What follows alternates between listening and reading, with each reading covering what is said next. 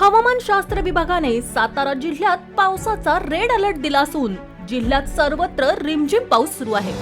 कोयना धरण पाणलोट क्षेत्रात पावसाचा जोर कमी झाला असला तरी धरणात 45,000 क्युसेक पाण्याची आवक होत असून धरणाची जलपातळी नियंत्रित ठेवण्यासाठी 6 वक्र दरवाजे 11 फुटांवर स्थिर ठेवण्यात आले आहेत। धरणात 86.48 क्युसेक टीएमसी इतकं पाणीसाठा झाला आहे। कोयना धरणातून कोयना नदीत 52,100 क्युसेक पाण्याचा विसर्ग सुरूच आहे। सद्यस्थितीत धरणात 3 टीएमसी पाणीसाठा सद्यस्थितीत जादाच आहे। धरणात 86.48 टीएमसी पाणीसाठा आहे।